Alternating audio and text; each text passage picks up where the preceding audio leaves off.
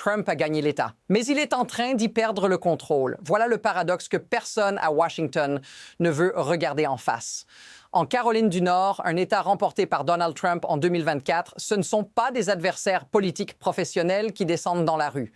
Ce sont des lycéens. À Asheville High School, des élèves quittent les cours en silence pour protester après des opérations menées par l'ICE et la Border Patrol liées aux événements de Minneapolis. Ce n'est pas un meeting, ce n'est pas une campagne, c'est un signal brut. Ces mobilisations ont lieu dans plusieurs villes de Caroline du Nord, notamment à Asheville et dans le comté de Mecklenburg. Selon un sondage cité, l'approbation de Trump dans l'État est désormais à 3,6 %, un chiffre négatif dans un État qu'il a pourtant gagné.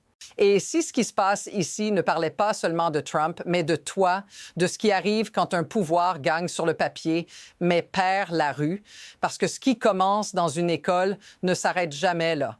Et maintenant, regarde bien ce qui se passe juste après. Ce qui s'est passé à Asheville n'est pas un incident isolé. C'est la surface visible d'un mouvement plus large qui traverse tout l'État. Après la mobilisation au lycée d'Asheville, d'autres manifestations ont eu lieu en Caroline du Nord, avec des rassemblements publics où des foules scandent ouvertement leur rejet de Donald Trump. Le contenu montre des protestations dans plusieurs zones, notamment dans le comté de Mecklenburg, une région explicitement ciblée par des opérations de l'ICE et de la Border Patrol. Mais voici le cadrage que peu de médias font. La question n'est pas seulement qui proteste, mais où cela se produit. On parle d'un État clé politiquement disputé que Trump a gagné. Et pourtant, les scènes montrent des élus républicains hués, incapables de contrôler la salle, parfois même incapables de terminer une prise de parole. Ce décalage entre le résultat électoral et la réaction du terrain n'est pas banal. Pose-toi la vraie question. Comment un pouvoir peut-il revendiquer une victoire démocratique tout en faisant face à une hostilité aussi visible dans des lieux ordinaires, des écoles, des réunions locales, des rues de petites villes? Ce n'est pas un débat idéologique, c'est un test de légitimité. Et maintenant, observe attentivement le premier moment où cette tension explose publiquement, parce que c'est là que l'histoire commence vraiment à basculer. Voici l'affirmation centrale et elle est lourde de conséquences. Ce qui se déroule en Caroline du Nord n'est pas une simple opposition politique. C'est une rupture visible entre le discours officiel et l'expérience vécue sur le terrain. Dans le contenu, on voit des rassemblements où des manifestants scandent explicitement leur rejet de Donald Trump. On entend des slogans répétés lors d'une grande manifestation récente dans l'État. Le même contenu cite un sondage plaçant l'approbation de Trump à 3,6 % en Caroline du Nord. Pris isolément, chacun de ces éléments pourrait sembler banal. Mais mis ensemble, ils racontent autre chose. Un État gagné électoralement, mais où l'espace public devient hostile.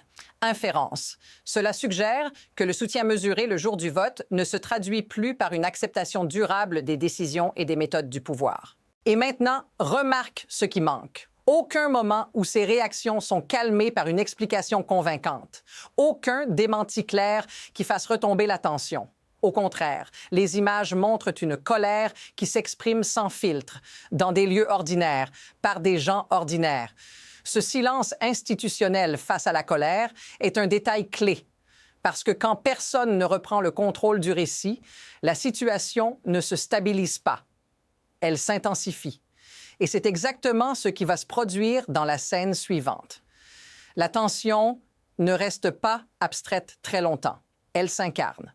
Dans l'ouest de la Caroline du Nord, le représentant républicain Chuck Edwards, élu du 11e district, fait face à des réunions publiques où il est hué ouvertement. Une scène montrée dans le contenu le capture lors d'un town hall, incapable d'éviter des questions directes sur Donald Trump, sur le Canada, sur le Groenland, sur l'Ukraine. La salle ne murmure pas, elle gronde. Ce moment compte parce qu'il marque une escalade.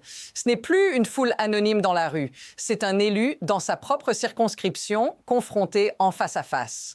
Et remarque le glissement. Les questions ne portent pas sur des détails techniques.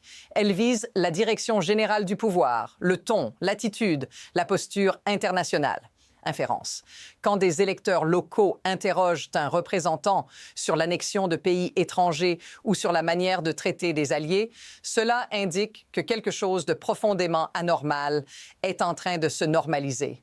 Historiquement, ce genre de scène apparaît quand un fossé se creuse entre centre et périphérie, entre discours national et réalité locale. Ici, ce fossé devient audible. Les huées ne sont pas organisées. Elles sont spontanées et surtout, elles ne s'arrêtent pas. Parce qu'à partir de ce moment-là, Edwards ne fait pas face à une contestation passagère. Il commence à disparaître. Et c'est là que l'histoire accélère.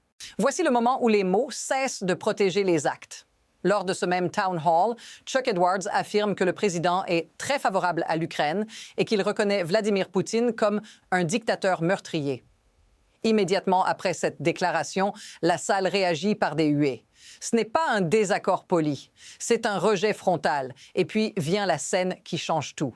Un vétéran se lève et crie qu'on lui ment, qu'on ne se soucie ni de lui ni de l'État, avant d'exiger que l'élu parte. Ce contraste est brutal. D'un côté, un discours calibré, institutionnel, censé rassurer. De l'autre, une réaction viscérale, impossible à contenir. Inférence. Quand un vétéran, dans un espace public local, accuse directement un représentant de mensonge, la fracture dépasse la politique partisane. Elle touche à la crédibilité même de l'autorité. Et maintenant, observe la contradiction centrale. Edwards parle de soutien, mais les personnes dans la salle ne reconnaissent pas la réalité qu'il décrit. Les mots glissent. Ils n'atterrissent plus. À cet instant précis, quelque chose se brise durablement, la capacité de l'élu à parler sans être contesté. Après cette scène, Edwards ne revient plus vraiment devant ses électeurs. Le contenu indique qu'il évite désormais les town halls ouverts, préférant des formats à distance filtrés. Quand un représentant cesse d'affronter la salle, ce n'est jamais anodin, parce que l'absence crée un vide. Et les vides, en politique, se remplissent très vite. Et c'est exactement ce qui commence à se produire ensuite. La pression ne retombe pas. Elle s'accumule.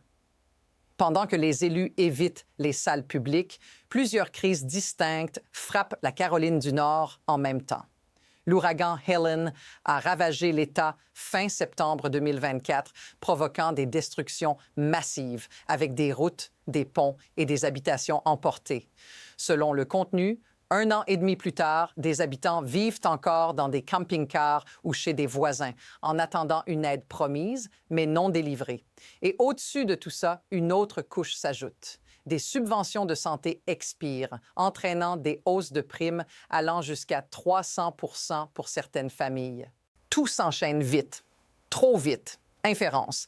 Quand les catastrophes naturelles, les coûts de la vie et l'accès aux soins se détériorent simultanément, le sentiment dominant n'est plus la colère ponctuelle, mais la perte de contrôle. Les gens n'analysent plus la politique, ils la subissent. Et pendant ce temps, le contenu souligne une absence frappante. Aucune réponse coordonnée, aucun calendrier clair, aucune présence constante des représentants sur le terrain. Regarde la vitesse, une tempête dévaste. Les promesses arrivent, puis le silence. Les factures, elles, continuent. Les primes augmentent, les routes manquent, les hôpitaux ruraux ferment. Ce n'est pas une crise unique, c'est une pile de mini-crises qui se renforcent mutuellement. Et quand tout arrive en même temps, une seule question commence à dominer l'esprit des gens. Que se passe-t-il si cela continue? À ce stade, l'histoire cesse d'être abstraite. Elle te rattrape directement. Dans le contenu, on entend parler de familles qui travaillent 40 heures par semaine sans réussir à s'en sortir. Des habitants voient leurs primes de santé exploser après la fin de certaines aides, pendant que des hôpitaux ruraux ferment ou réduisent leurs services. Un témoignage évoque un voisin qui n'est pas allé chez le médecin par peur du coût, jusqu'à ce qu'il soit trop tard. Ici, l'idéologie disparaît. Ce qui reste, c'est une réalité simple. Quand se soigner devient un risque financier, les gens retardent, évitent, espèrent que ça passera. Inférence. Ce n'est pas un échec individuel, c'est un système qui pousse à faire des choix impossibles. Et ces choix ne touchent pas les autres. Ils touchent des parents, des voisins, des collègues, des gens qui te ressemblent. Ajoute à cela les conséquences de l'ouragan Helen. Des communautés entières tentent encore de se reconstruire pendant que les coûts augmentent et que l'aide tarde. Le message implicite que beaucoup reçoivent est brutal. Débrouille-toi. Et quand ce sentiment s'installe, la confiance s'effondre. Si cette impression te paraît familière, dis-le dans les commentaires, parce que ce que vivent ces gens-là n'est pas isolé. Et maintenant, il faut comprendre comment un tel enchaînement devient possible sans que personne n'appuie sur pause. À ce point précis, rester dans l'indignation ne suffit plus. Il faut regarder le mécanisme. Le contenu montre un schéma répété, promesse après une catastrophe, présence médiatique brève, puis retrait progressif des responsables politiques. Pendant ce temps, les opérations sécuritaires, elles, sont visibles, financées, coordonnées. Inférence, cela révèle une asymétrie claire dans les priorités. Ce qui est spectaculaire, coercitif ou conflictuel obtient de l'attention et des ressources. Ce qui est lent, coûteux et humain, reconstruire, soigner, stabiliser, est repoussé. Ce système fonctionne sur des incitations simples. Le conflit mobilise, la peur capte, la reconstruction, elle, n'offre pas d'image forte à court terme. Et dans cet écosystème, éviter les salles publiques devient rationnel. Chaque confrontation directe comporte un risque. Chaque absence, paradoxalement, en comporte moins. Inférence. Le pouvoir ne disparaît pas par accident. Il se replie là où il est le moins exposé. C'est pour cela que la colère locale n'est pas immédiatement corrigée. Elle est tolérée, parfois ignorée, parfois déplacée vers autre chose, un autre sujet, un autre ennemi, une autre urgence. Le résultat est troublant. Les gens ont l'impression de parler, mais personne n'est vraiment en train d'écouter. Et quand un système apprend à fonctionner sans réponse, il ne s'arrête pas de lui-même. La vraie question devient alors, jusqu'où ce mouvement peut-il aller avant de forcer un choix? À partir d'ici, deux trajectoires commencent à se dessiner et aucune n'est théorique. Le contenu évoque un sondage récent montrant le candidat démocrate Jamie Ager légèrement en tête face à Chuck Edwards dans le 11e district de Caroline du Nord. Il s'agit d'un district rural, historiquement conservateur, profondément touché par l'ouragan Helen et par la hausse des coûts de la vie. Ce simple détail change la lecture de tout ce qui précède. Première trajectoire possible.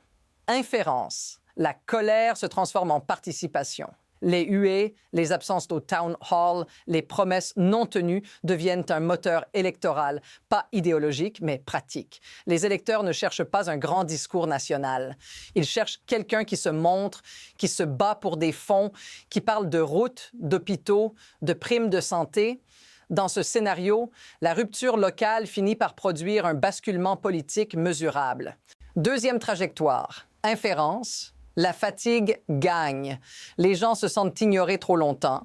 La colère ne se convertit pas en vote, mais en retrait. Moins de participation, plus de cynisme, plus de distance. Le système continue alors à fonctionner sans pression réelle, renforçant exactement ce qui a provoqué la rupture initiale. Ce qui rend ce moment instable, c'est que les deux dynamiques avancent en même temps. Personne ne sait encore laquelle prendra le dessus. Mais une chose est claire. Le prochain mouvement est déjà en train de se former, loin des caméras nationales. Et pour comprendre ce que tout cela signifie vraiment, il faut maintenant prendre du recul et regarder l'histoire dans son ensemble. Voici l'idée centrale qui relie tout ce que tu viens d'entendre. Cette histoire ne parle pas seulement de Donald Trump, ni même d'un élu local hué dans sa propre circonscription. Elle parle de ce qui arrive quand le pouvoir gagne des élections, mais perd le contact. Une victoire sur le papier peut coexister avec une défaite silencieuse sur le terrain. Et quand cette défaite devient visible, dans une école, dans une salle municipale, dans la voix d'un vétéran, elle ne disparaît pas. Elle s'accumule. En Caroline du Nord, on voit des protestations, des élus évités, des communautés encore en ruine après un ouragan et des familles écrasées par les coûts de la vie et de la santé. Pris séparément, ce sont des problèmes. Ensemble, ils forment un signal. Inférence. Le véritable risque pour un système politique n'est pas la contestation bruyante, mais le moment où trop de gens concluent que personne ne les représente vraiment. Reformule tout cela en une phrase.